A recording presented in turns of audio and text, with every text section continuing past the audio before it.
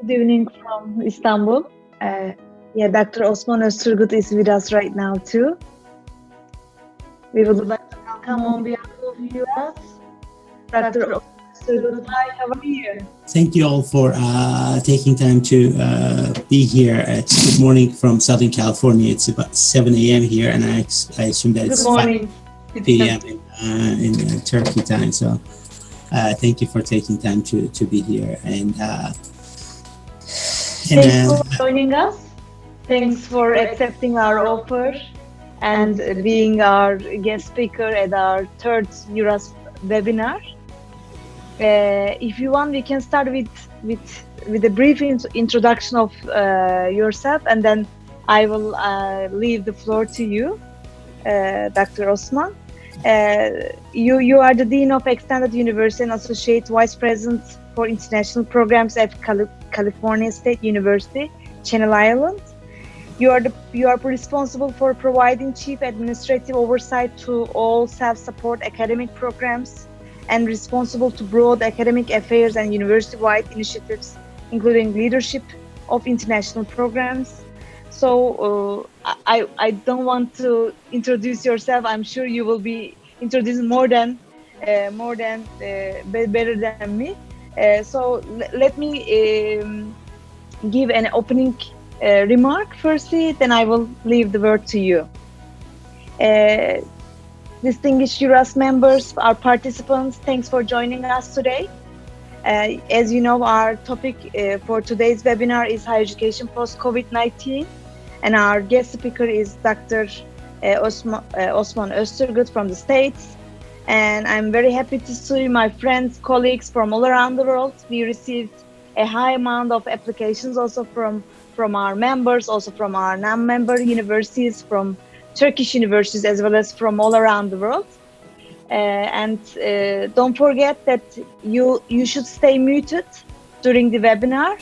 And right after our guest speaker, Dr. Osman's presentation, we will have, I think, enough time for Q&A session. So please, feel free to ask your questions from the chat part on the bottom of your screen. And at the end of presentation, we will be asking your questions to Dr. Osman. And we are very happy and excited to hear your experiences during the COVID-19. I would like to hear your suggestions also to our universities, because most of the universities are from all around the world, but most of them are from international office teams. So my colleagues would like to hear your advices as well, because some of the countries, especially from non-developed countries, are facing more challenges than the developed countries. So please, last week we also had another webinar where our colleague from the UC Berkeley shared a survey results with us. So we would like to hear your policies towards students, especially academicians, also your distance education experiences. So thank you so much again. So I will stay muted during your presentation, but feel free to ask me anytime if you need anything else. Thank you. Thank you for the introduction. And a brief, let me just try to share my screen, and we can begin.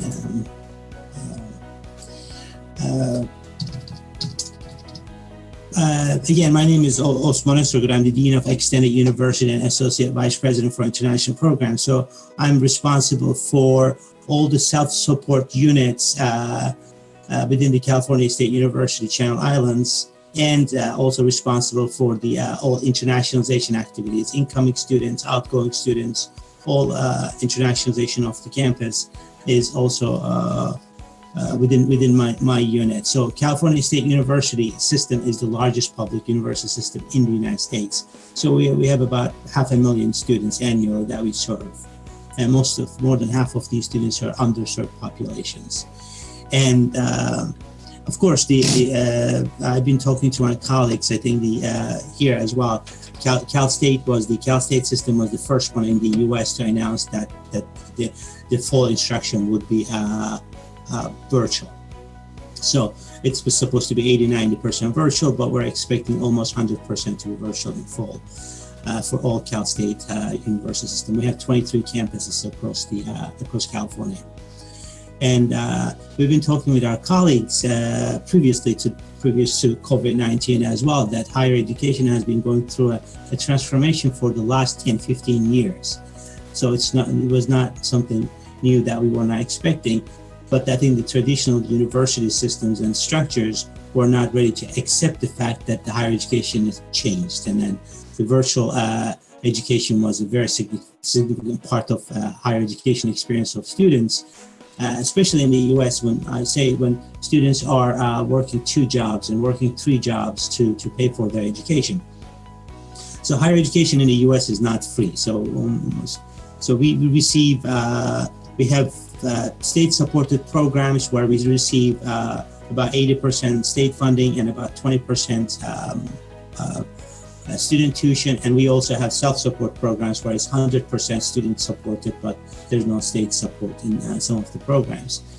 So we've been talking about this higher education transformation, but I think the traditional higher education, some of the faculty members have not been, did not have the buy-in in the changes, and so it caught us. It caught most of the universities by surprise, especially the public universities. Higher education. This is of course not true for all institutes of higher education, but most of them, especially in the U.S., where traditional higher ed is for public traditional higher education is very strong. And so what is happening? Again, these discussions are happening within California State University system or within larger higher ed in the U.S. And I just want to briefly understand, just to put the context, provide the context, what is happening. So the first thing is virtual instructions. Most institutions are moving to virtual learning platforms, whether it's Blackboard or any kind of Moodle or Canvas or different learning platforms, and they are moving their operations to remote work. Cal State Channel Islands has been on remote telecommuting and remote work since March 17th, and it is going to continue probably into fall and until December or January. And but then we have limited IT resources and faculty experience with these different modalities of learning, and these are creating challenges. So virtual operations is a significant part. Over 1,000 employees currently being telecommuting within this institution. We're rapidly looking at how are we going to, while we're looking at our liquidity to ensure that we have short-term continuity, because Cal State system is also a unionized structure, so we need to have a high level of liquidity to maintain our short-term operations. Another part, a very important part, is the student well-being. And the COVID-19 has had a large impact on students and student services such as advising and counseling and career services. And our students are adapting to these remote virtual engagement services. And we're not sure how successful we are at this time, but we are trying in those areas. And of course, the key part is the enrollment, uncertainty in enrollment and long-term solvency. And most of again, we don't know how many students, what kind of populations we will have next year. And students are not happy with us at this time. We may not be happy with the level of service that they're receiving from us because of the online experience, and they're paying customers, and they're not, they have questions about the quality of the services. And the financial crisis impacts students and parents in many different ways. And we have just started seeing some closures and mergers within smaller private higher education, even though the nonprofit ones, because they are so dependent on tuition and room and board, and they're expecting long-term enrollment declines, and they were not ready for it. Again, this is the COVID-19 has been a catalyst for us. It was not that we were expecting this shift in higher education, but the COVID-19 brought the reality to us quicker than we were expecting.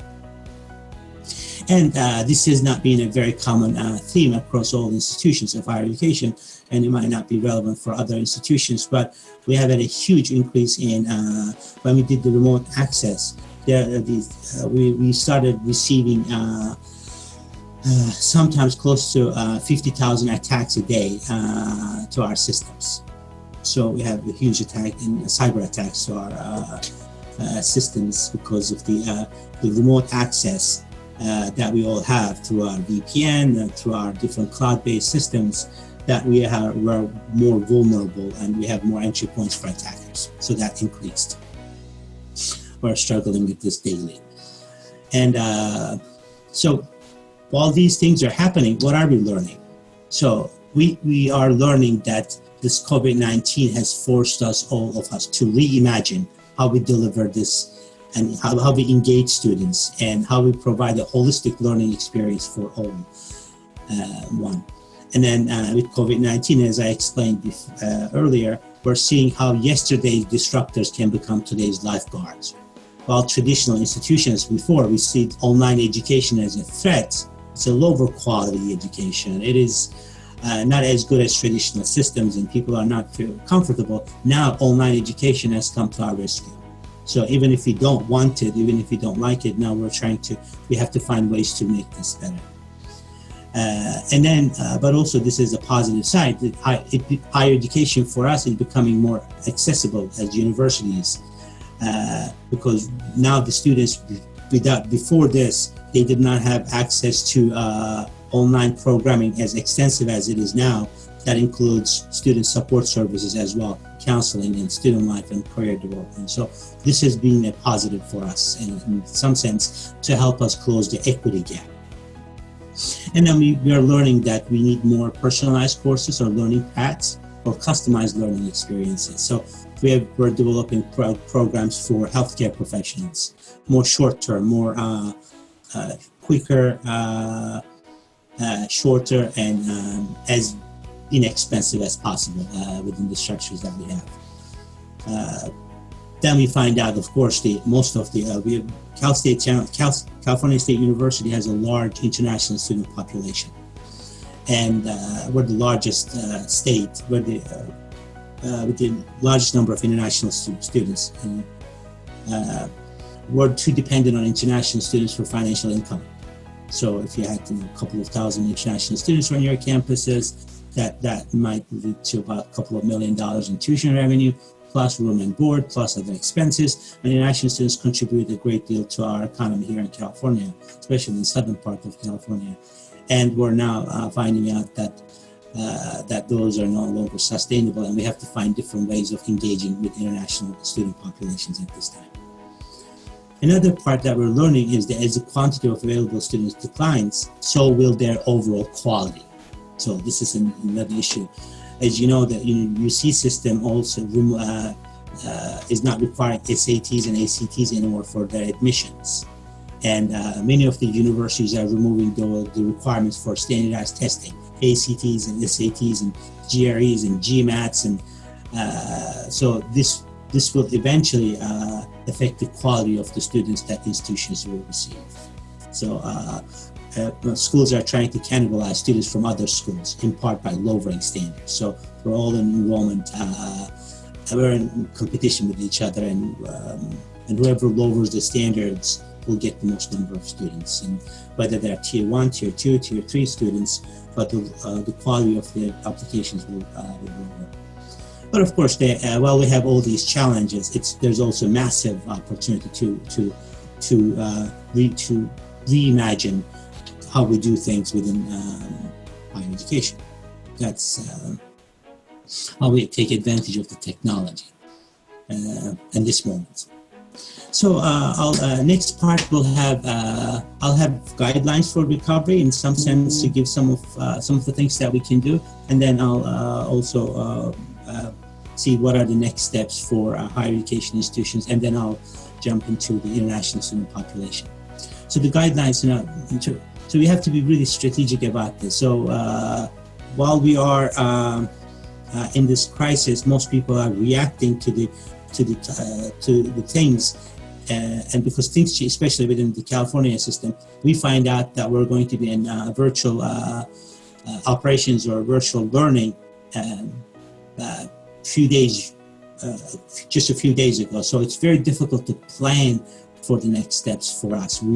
Because we have a lot, we're really changing a whole 500,000 students to virtual environments with all the different the labs and with all the different structures that we need to establish, which we don't have. And within about a $400 billion budget cuts this year to California State University system. So some of my recommendations also will include this. We really need to look at the technology needs and what are our technology needs, and we need to improve virtual experience for our students and for our faculty with direct input from our students and faculty. So we do, for example, at Cal State Channel Islands, we do this regularly by holding twice a month now. We have had it town halls, seeking feedback from faculty and students about how can we make this experience much better for you all.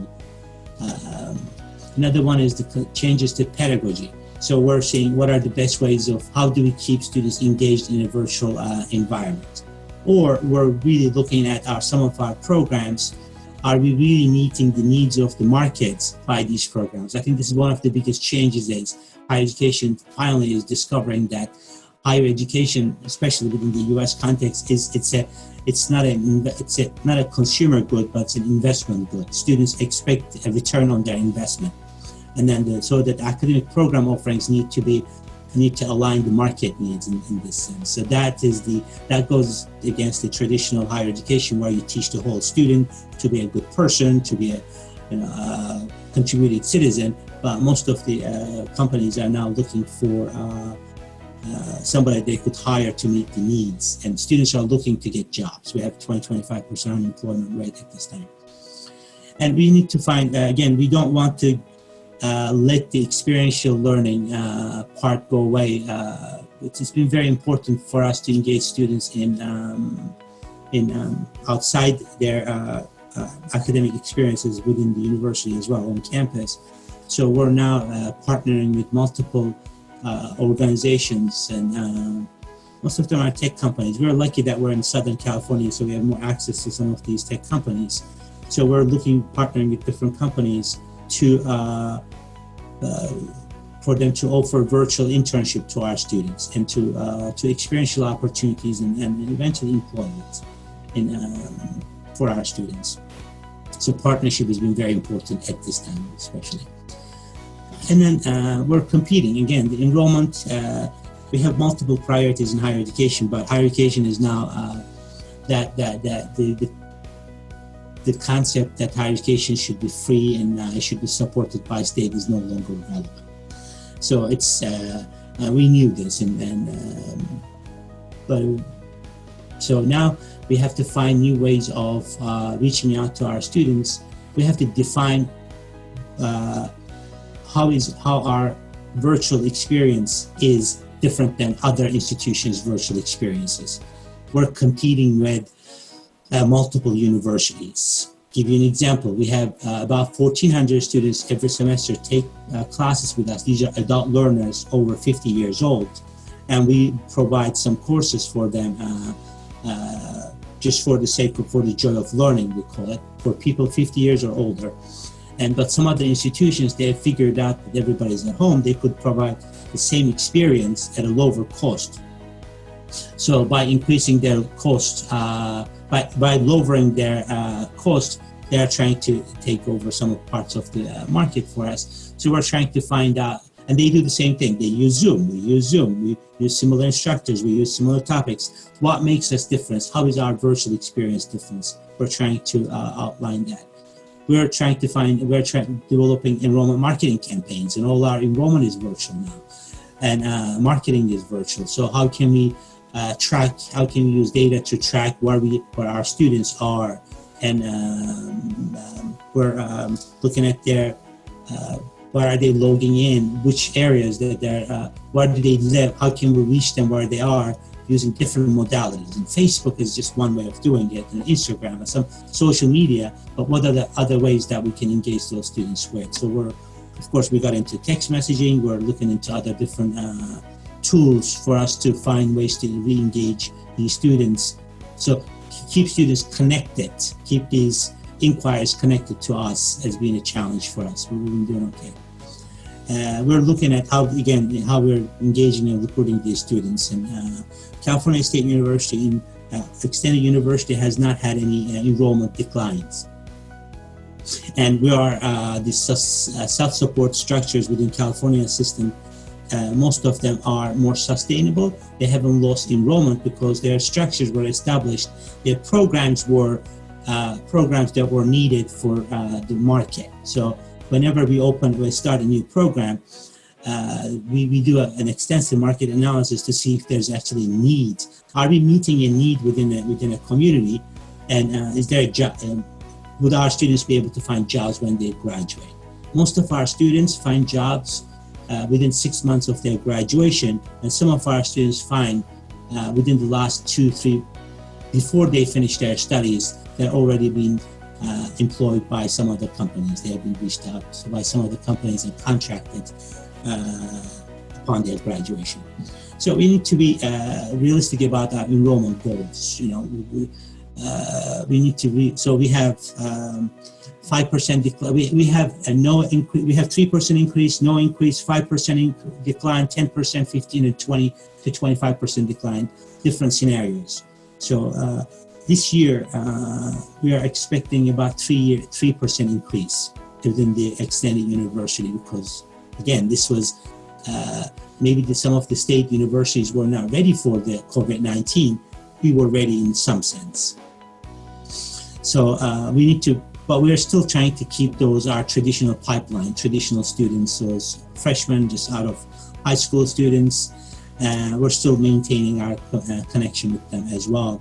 Even if they decide to take a gap year and not attend school for a year, we're still trying to stay connected with them. And again, we're we need to operate as if the crisis period will be the status quo for the foreseeable future. We're not planning for this to end. We're not starting to go back to some sort of normalcy in fall 2021.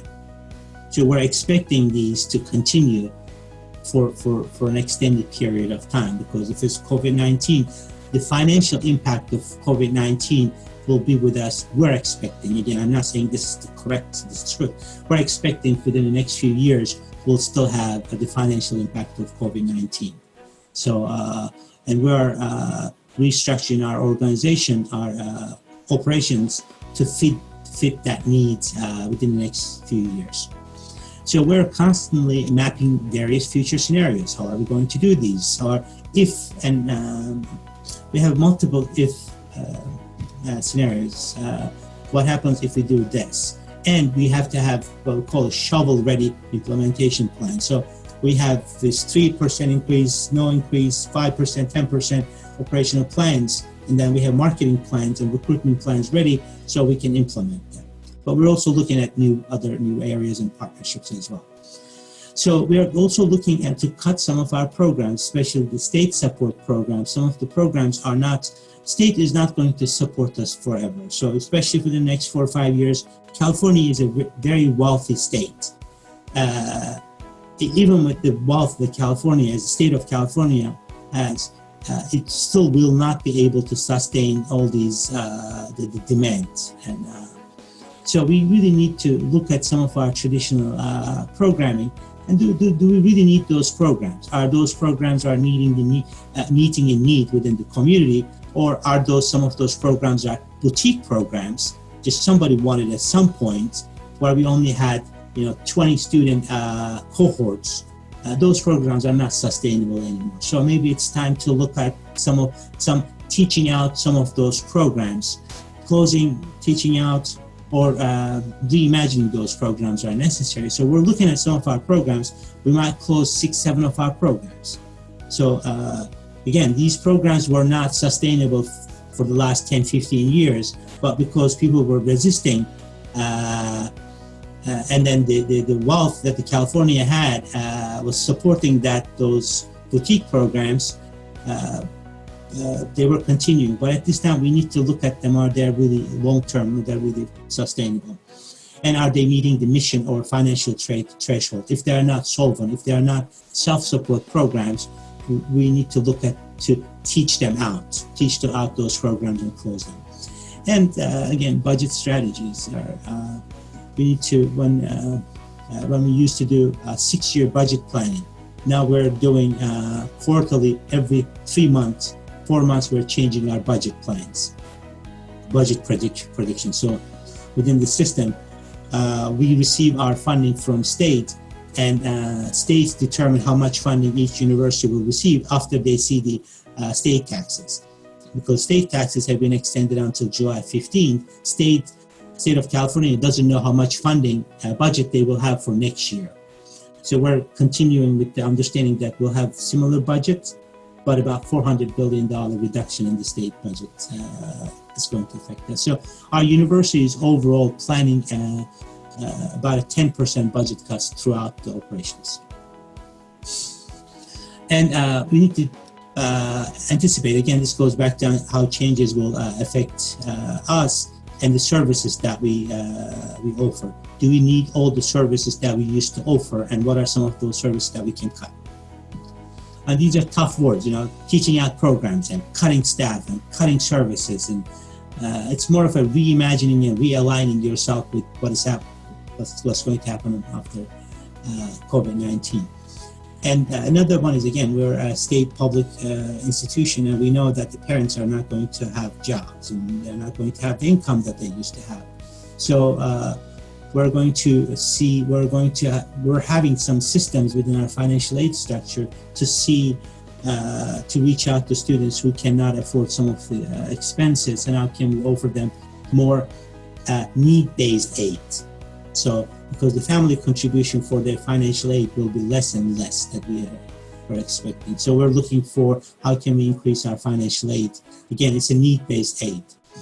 And we're expecting a huge changes in our curriculum processes, in academic program changes. We're expecting some program cuts. We're expecting some changes to online modalities. We're changing a program into a face-to-face program into an online program, a virtual program in collaboration with Amazon. We're cloudifying the curriculum, putting the curriculum into cloud using Amazon Web Services, for example. So we're looking at all these changes will require major curriculum changes. And within the state system, it's about a year to 2-year process.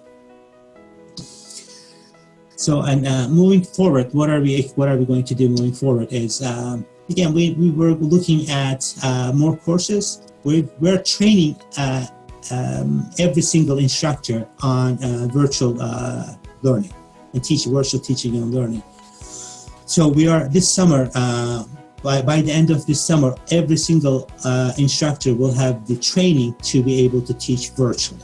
So we're providing some compensation, some stipends in summer for them to feel more comfortable in virtual environment.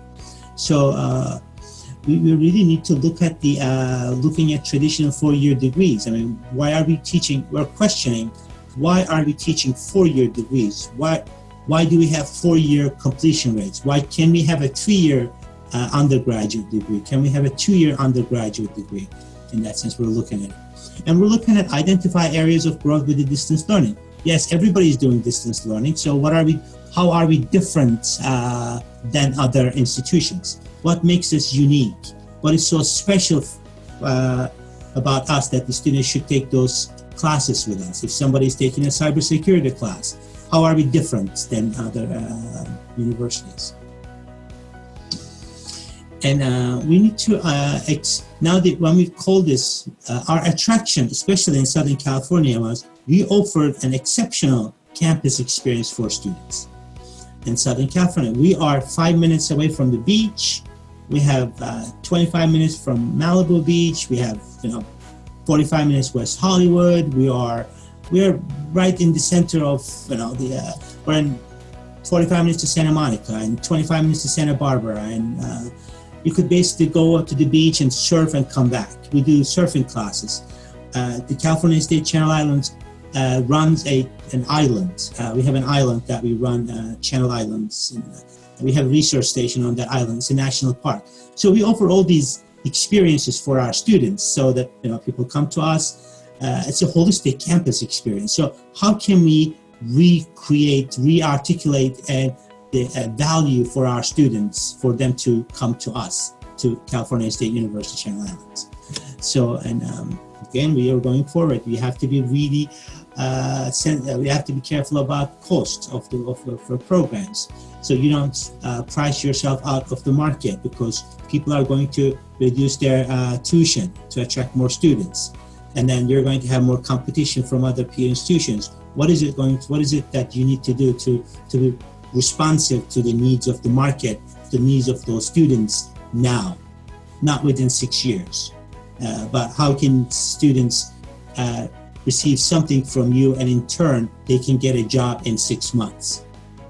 So there are certificate programs that we're launching on June 1st, a certificate program, a training program through Amazon Web Services. It's going to be a very short, couple of week program at a low cost. But before we launched the program, we had 2 companies reach out to us asking to hire if we have any graduates of that program. We haven't even launched the program. It's going to be launched on June 1st. 2 companies are saying, if you have any graduates, we will hire them, and here's how much we're going to pay them. So we have some of those programs are also available. So we're responding to those needs, and as quickly as possible that we can. So because we have extensive competition from all the private universities as well.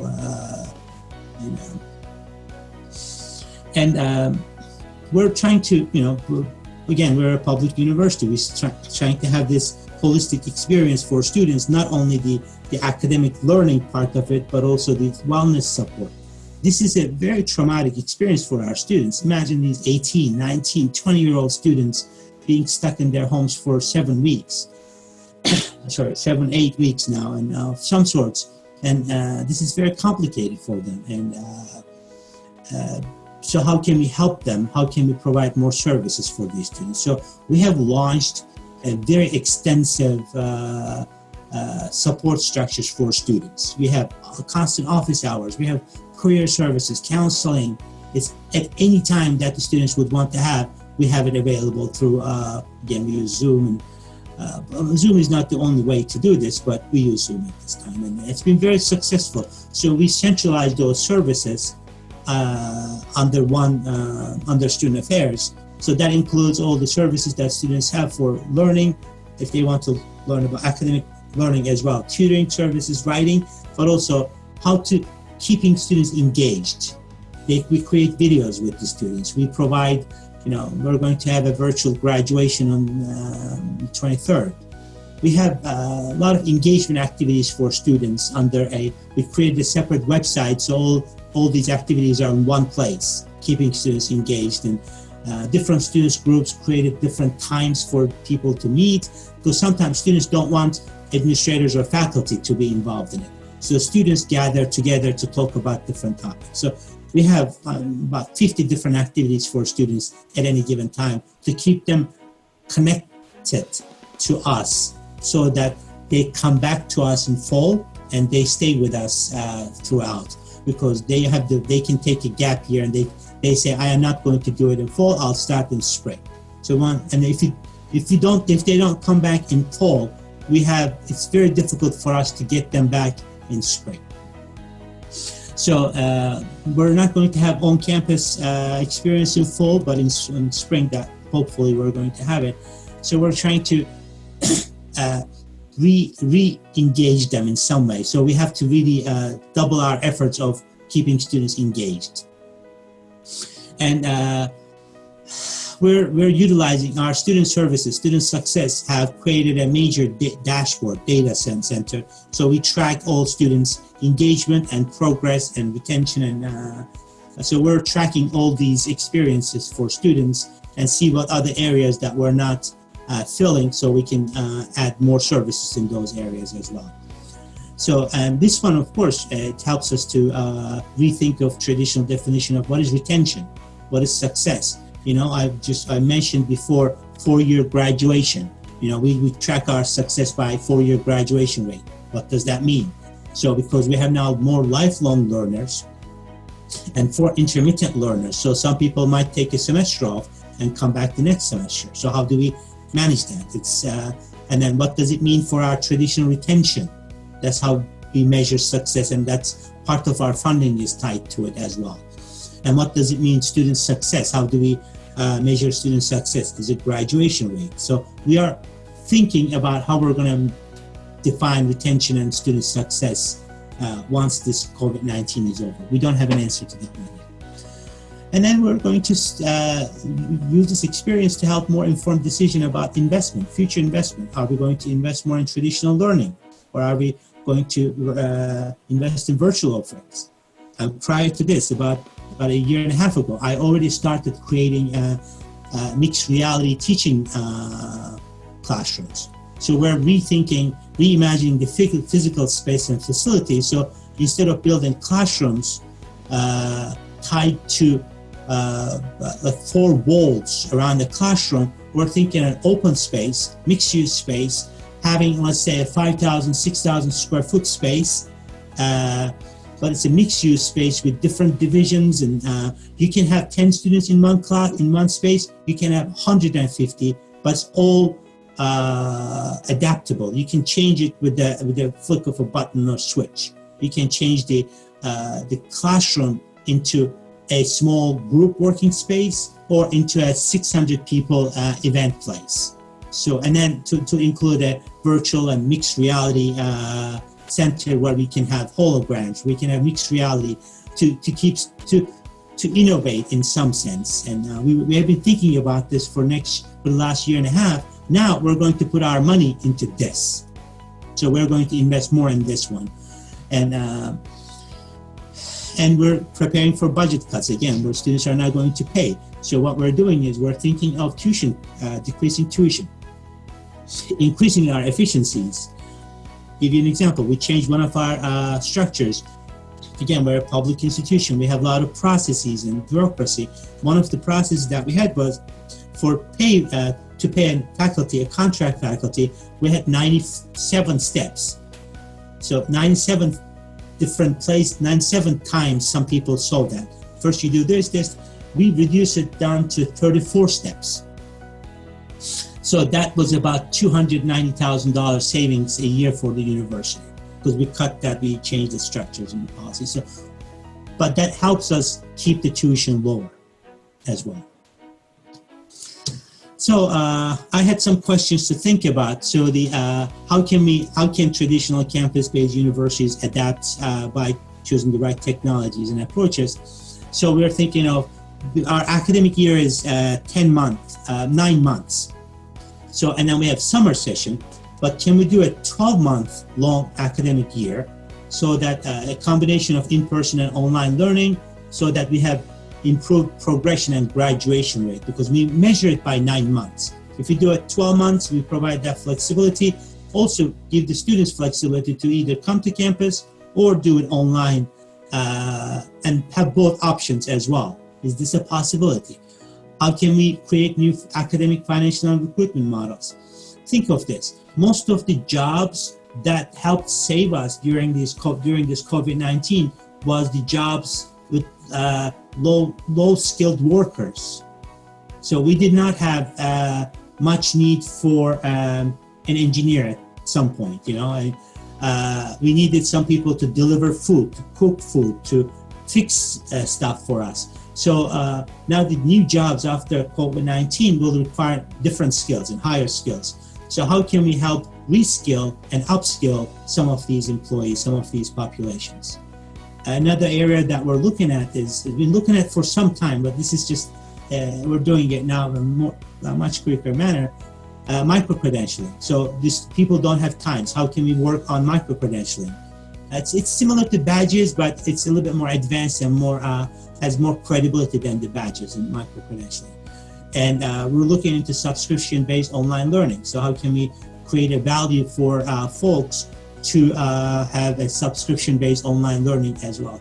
So we're creating a site for like an Amazon of some sorts that also does subscription-based online learning. Instead of charging $1,200 for a set curriculum for, let's say, for 40 hours, how can we charge $29.99 for subscription, monthly subscription, with added items on top of it as well. So it's much easier for people to pay $29.99 every month. I think we can reach out to larger populations than asking somebody to pay $1,200 for 40-hour traditional work.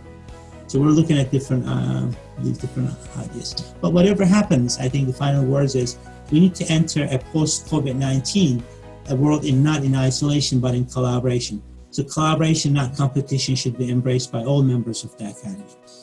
Let me give you an example to this one that we're working on, study abroad. I'll come to international students. This was not included in this one, but we're not, we cease all study abroad. We're not sending any students overseas this in fall 2020. So we made the decision last week.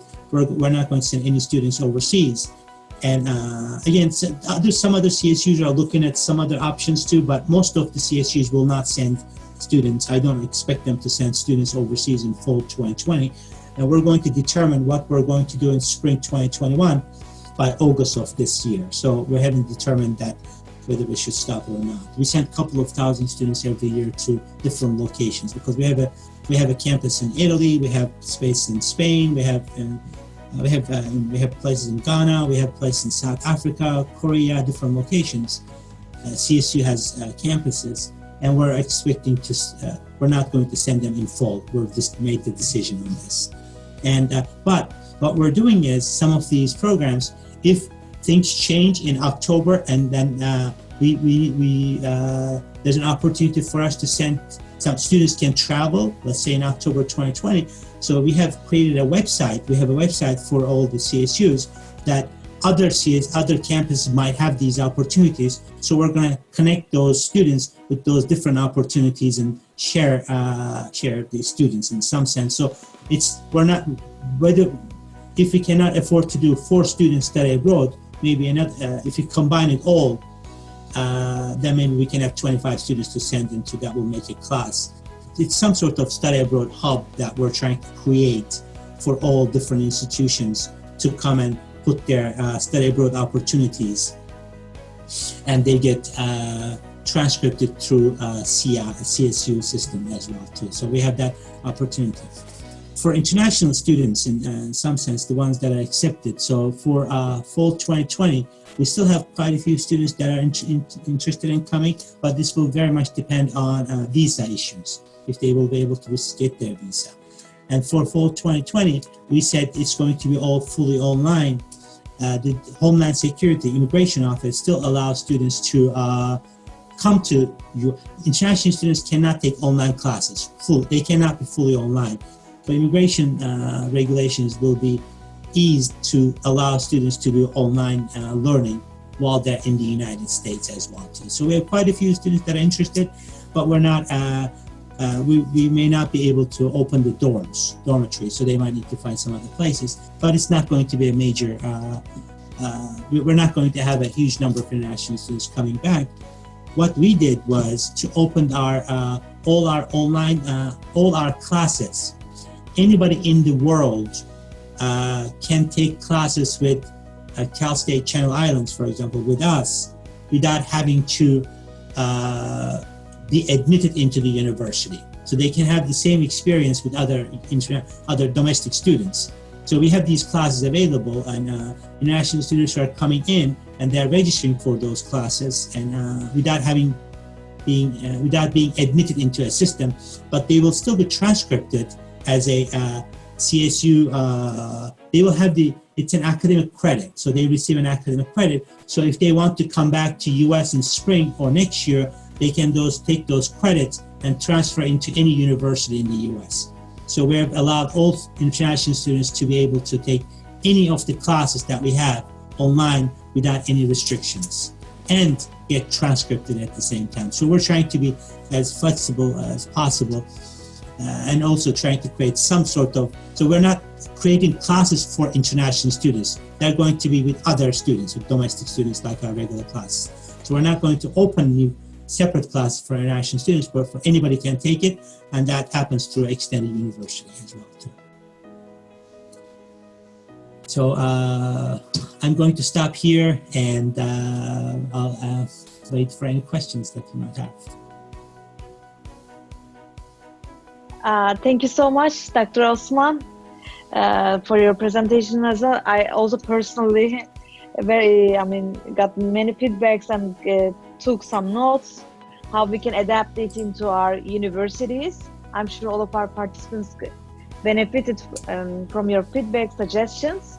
So I also received some questions, but on the chat box you can also see the questions. How we will continue? You would like to read the question, or I don't mind. Let me read the question. The first one is from I think Fabio Grassi. Is that how we start? I think the core question is, will the extension of online teaching an opportunity and a tool for democratization of academic culture? I mean, the fact that only a little group of highly paying students can follow a course, will it be felt as an trusted way to communicate culture? That's a good question. What we're trying to do is, again, this is the challenge that we have is with online learning, learning is equity issue. So we were lucky enough because we have a few thousand students that are homeless at California State University. California has a high homeless population, and we have students living in their cars.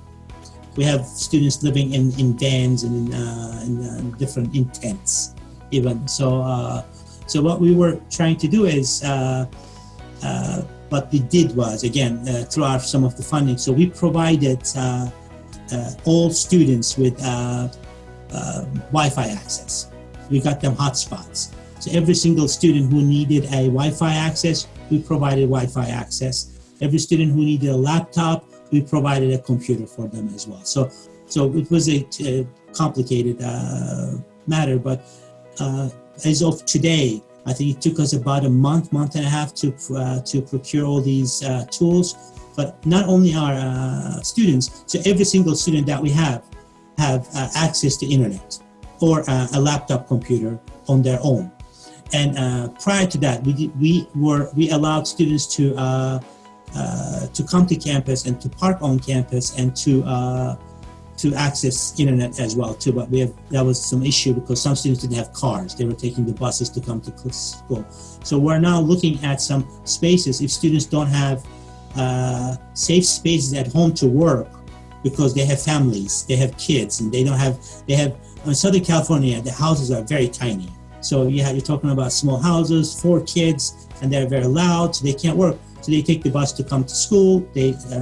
So we're creating some open spaces for them to come and to be able to study as well too. So I don't know I don't have a very detailed. I mean, your question, Fabio, is very detailed. I think we can talk about this in a larger context, and I appreciate that. But just for the resource-wise, I think we're really trying to provide the resources for our students and for faculty. Some of our faculty do not have, they live in, some of the people live in their cars, some of our lecturers. They don't have access to a permanent housing. So we provided them as well with laptops and hotspots for internet access. And again, the Ayşe Hanım's, yes, it's the access and equity. So that's exactly what we're trying to push for, is how can we help these people with underserved populations and with less economic resources. This is also, we just had a recent discussion about students coming to school, parking and working in the car, studying in the car, but it became an issue of race and ethnicity. So if we see a student sitting in a car, if we see an individual sitting in a car, a Black person, an African-American person, or Latino, a Hispanic student, then they were nervous about sitting in a car in the middle of a parking lot by themselves. They were nervous that they were going to be stereotyped. And then, so we had the whole training for our police, campus police, to be aware of that as well too. Some of these issues were never thought through, and we never thought of before this. Because I never thought of a student coming to campus and working in the car. Now we are, in that sense. So that helps a little bit. So, so will the boundary between academic and non-academic culture be canceled? I really don't know. I don't have an answer to this one. I'm so sorry. I think we can talk about this, but I'm not sure if I have a proper answer, an informed answer in that sense. It will just be babbling in that. There has been a talk of admin overload and many expenditures on sports, big campus construction projects, etc. Yes, we are California State. So I am also a consultant for another university, a large university system, and we had a meeting yesterday that we are cutting within a union.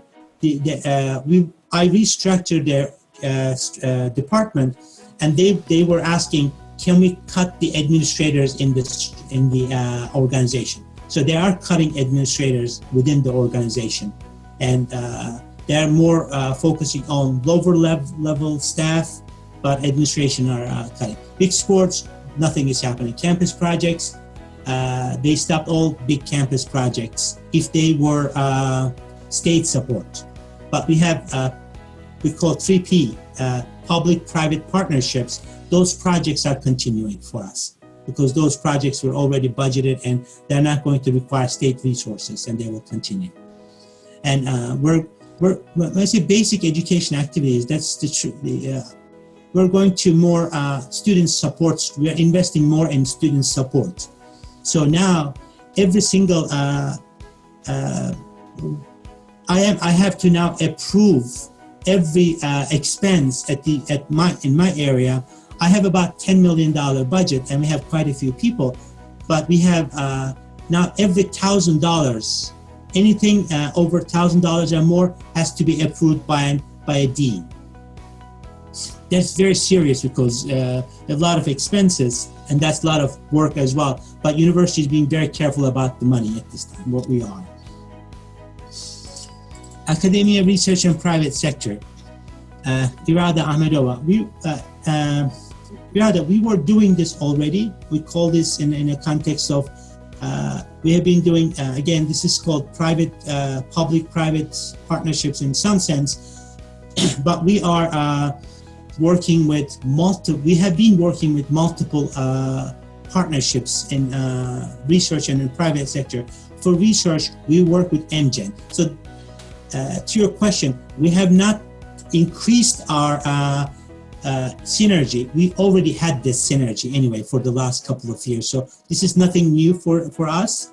So we have a new partnership that we are doing with Trade Desk. Trade Desk is one of the largest advertising technology structures in the US, and they opened up 12 different locations outside the US within 3 years. It's also publicly regulated company, but they're based in about 20 minutes from here, their headquarters. So we have had a new partnership with them. They're helping us with some of our advertising eventually, and we are doing a certificate program with them on advertising technology. So we had these programs, but it has not really increased at this time. It's just been increasing for the last few years.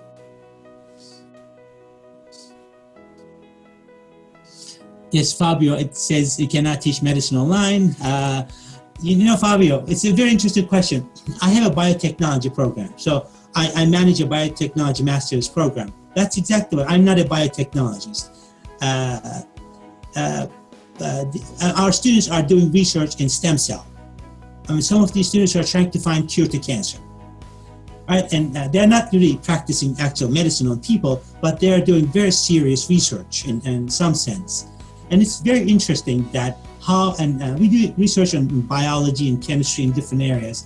And we have a very strong nursing program where you actually need people to work on in that sense.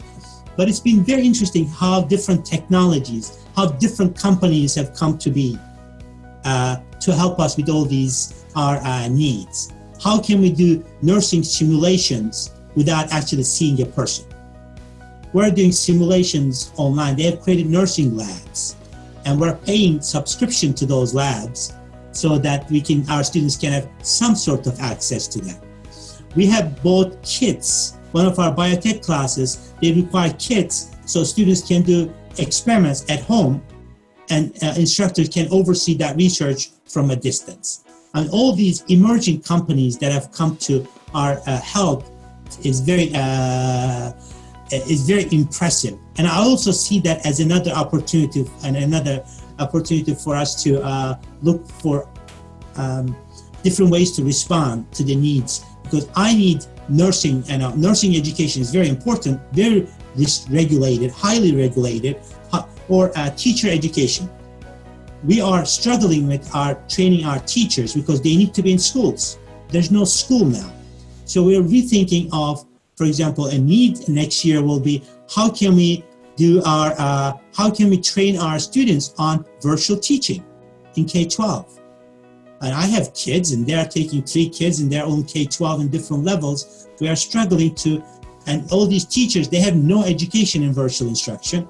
Now we have to train our student teachers in virtual instructions, for example. So very interesting how people can be very creative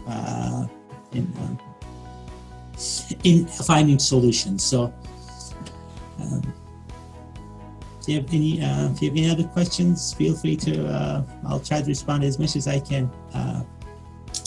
I also have several questions we received from our network while we are sharing our posts regarding this webinar.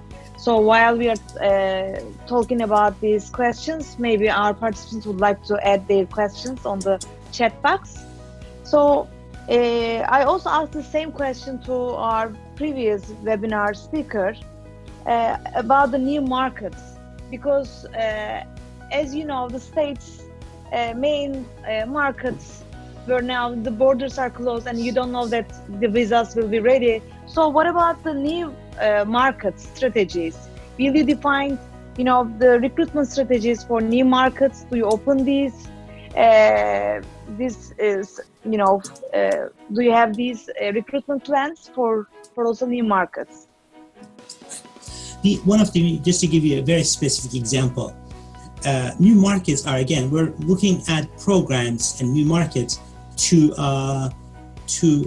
respond to the need. So there are 2 things that we're just doing right now, like today, is cloudifying. 2 things. The next jobs are in cloud computing and blockchain. For example, those are 2 areas that we're working with, because those are the areas that will bring immediate jobs. Whether you are in the US, whether you are in Ghana, whether you are in Turkey, it doesn't matter where you are, you'll still be able to find jobs once you have those qualifications. Cloud computing is number 1, and blockchain is number 2. These are our capabilities. I mean, there are some other areas in energy fields as well. And interesting, the cybersecurity has not been very much of a high demand as we thought it would be. But cloud computing, and because Netflix is doing cloud computing, not cloudifying, and they use Microsoft Azure has this cloud computing structures, but we're marketing and we're using Amazon. We're an Amazon partner in that sense. So that area brings immediate value. You don't need to market those programs. We marketed them through social media, and we're starting our June cohort. We're going to start a small cohort in June. For about 25 people to start with. It's a 2 or 3 week program. It's a short program in cloud computing 1. So there's cloud architecture, cloud architecting, cloud computing. So that area is a new market, one thing. Another area is adult learners. So we're really not looked at these populations as much. So we're looking into opportunities offering to these adult learners, or people at home. They already have the PhDs, and they already have the education. What other things that they're interested in learning at a low cost, or retirees and people staying at home. They need a little bit more support and a little more engagement. So how can we engage them? We're creating a course on museums for some of these people, and we're marketing those programs online in full for $60 for 4 weeks, for example. So there are some areas that we're working on with adult learners and with computer science. And also we're looking into health professions as well, to overall generic health sciences programs. So those are 2 areas that we're looking at new markets. Again, it's all based on our research that there are jobs available for these students upon their graduation. So How about the internet student recruitment for the new market? For you have to provide the value. So what we're doing is you really need to. We're just doing an agreement with another coalition and a university association in Middle East on offering certificates for them. Mm-hmm. So we're going to be offering maybe 8 to 10 different training programs in different fields for those for that university association. So the association is about 120 member universities, and we're just signed an MOU last week, basically, and to offer about 8 to 10 different certificates through California State University at a reduced cost. So what we're trying to do is, in terms of, you have to provide the value that our agreement was, I will only do the certificate program, training programs, if they will lead to a job. So that's really the value that we're trying to find out. So what is it that students need? As long as you provide value in that students can find jobs in some way, then I don't think you will have any issues with international student recruitment. If you are insisting on providing liberal arts education, that has a value too. In that sense, a traditional 4-year degree for international students, it's very difficult in business, for example, or in some of these fields that do not have immediate satisfaction of jobs of some value. So I would not, for international students, our focus is on when we do recruitment, once you do this, because we said you come here, it's just a beautiful experience. I'm from Turkey. I'm Turkish, and I lived in some other countries as well. I lived in China for 5 years in different locations. I've never lived in a more beautiful place. International students, and I live Santa Ana mountains here. I drive 5 minutes to the beach. 5 minutes, not longer. I can walk to the beach if I wanted to, and I live on campus. I walk to my office. It's always 70 degrees. There's no cold. It's not hot. So it's a really international. We teach students kayaking and surfing. We have a boating center where we teach students boating. I mean, it's a dream place for students. Now they can't come here.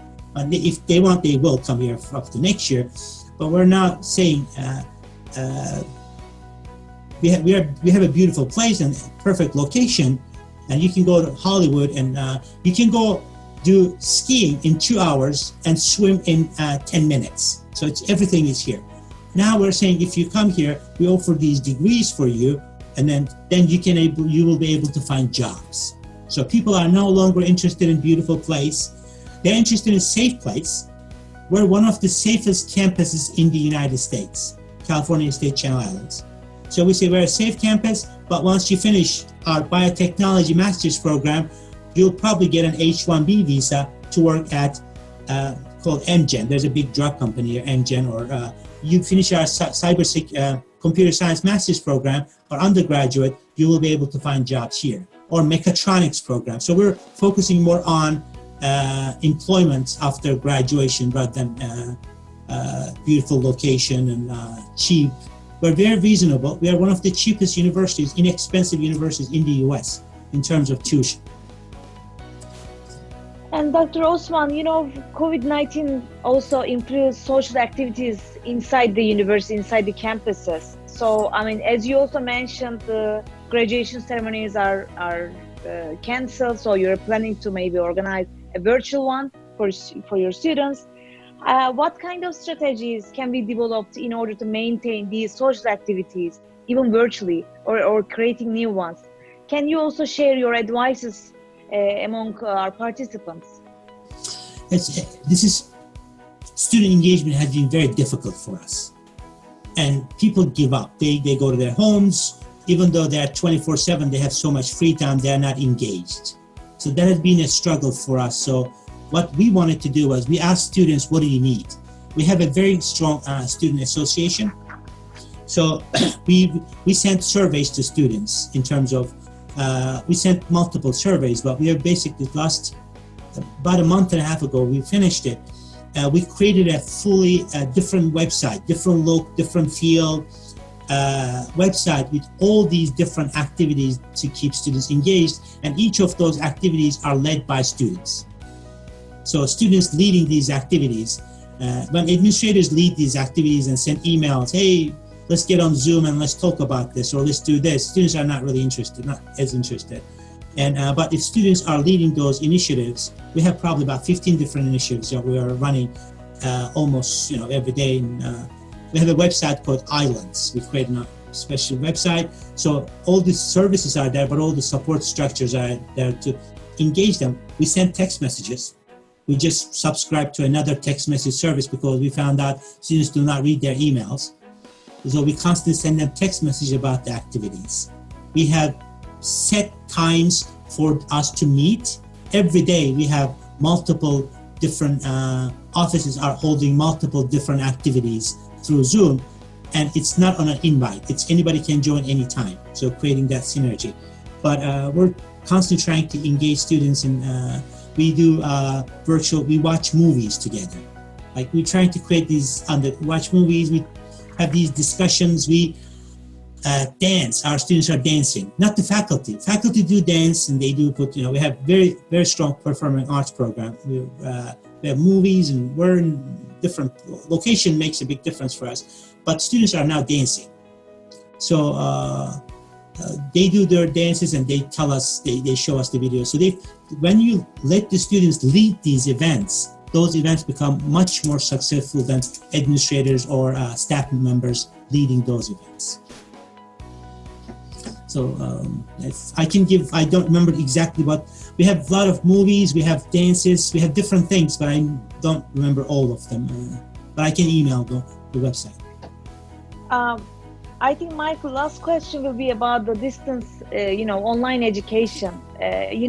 Even Turkish universities, the transmission was very, fast, in all around the world. So how we will ensure the quality of online education? What you will advise to the universities? I mean, we know that the infrastructure is quite advanced in the States, but what about the suggestions to other countries? I think it goes to academic freedom as well, to a certain extent. US is a little bit more sensitive to this, to oversight on how faculty members teach. So we have more restrictions on, because we're also a unionized structure, so it's very, we have more restrictions on how to oversee the quality of instruction. So what we are doing is we have a very strong, I'm not sure if the other institutions, they should have a center for, we have a center for innovation and teaching and learning. And some universities, they call it teaching and learning. Some places call it faculty development. We call it, innovation and faculty development and teaching and learning innovations. We're constantly, so first we're training all our faculty. We're training. So we're trying to, we cannot say you must have the training before you can teach, right? That goes against our contract, the faculty contract. So we cannot require them to attend the training to teach online for us. So what I would recommend is to have the smaller units, like these instructors, for constant, continuous professional development is very important.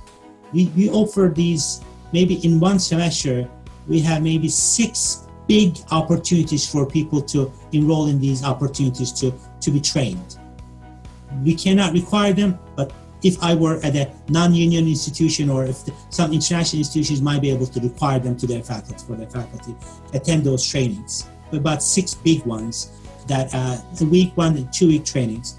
And also my recommendation is in this online training is to have, to create, again, you're creating new structures, right? If you're going to invest in online education, you have to invest in faculty directors for those online programs as well, online education, so that faculty directors, their main task is to oversee the quality of this instruction, and constantly, like one way to do is, you go into these classes, online classes, the first, they develop these classes according to some sort of template and structure, and they get approval.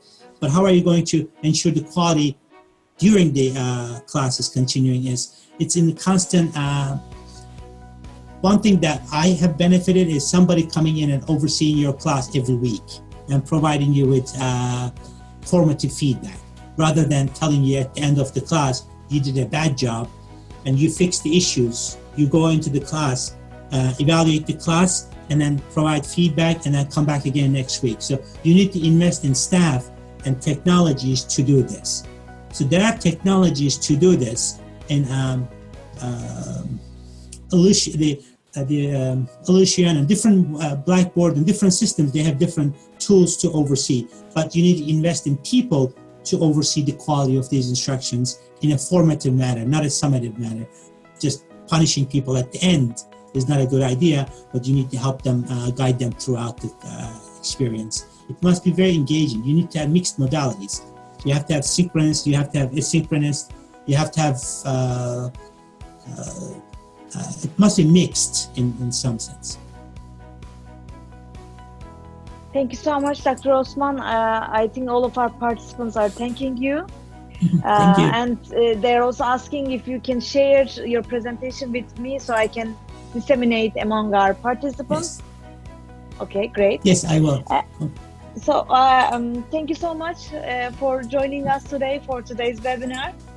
I mean, we will be sharing this recording as well on EURAS YouTube account, and we will be sharing them with our participants and with our network. Definitely, I'll be sharing also with you the links. And I hope when the things return to normal, we would love to see you in Istanbul and host you at EURAS 2021 Summit between 3rd and 5th of March next year. Hopefully till that time, I mean, everything will be normalized and we will return to our normal life, and all the borders will be open, and the vaccines will be found. So these are my positive messages for today's webinar. And last but not least, last time we shared a survey about the impact of COVID-19 in higher education. So I'll be sharing with you also Dr. Osman, and also we'll be sharing with our participants. So we would love to take your contributions on that. And today we also shared our second webinar's recording on YouTube. So we will be sharing by email also on our social media accounts. And we'll be also sending certificates of participation to each one of our participants that who are with us during today's webinar. So Dr. Osman, from your own experiences, I would like to have your final remarks. What was the most challenging part for you during this time? Because it's almost the 5th month, let's say 6th, after the first case in Wuhan. It's a 6 months. So what was the most challenging part for you while you were managing this process, and what will be your positive message to higher education network? Thank you. The challenge for me has been motivating the staff and keeping the staff motivated. We have exceptional people working and supporting students, and I think just ensuring that, because we focus on faculty and we focus on students, but we focus less on staff, on how they do in terms of their health. And they're trying to provide these support services with 3 kids and closing the door and yelling, and especially in some families, how do you handle that? It's just very complicated. I've been lucky in that sense, but I can see the challenges of some people and my staff members having, people live in smaller spaces and more kids and loud, and they have other life responsibilities. And how do you balance that has been very challenging. And I've been trying to keep everybody motivated and engaged. But I think one of the things that I mentioned in the last slide was collaboration. I think this is an exceptional time for collaboration. Scarce resources, but expertise all across, especially at a system like the Istanbul Aydın has. It's just extensive networking structures.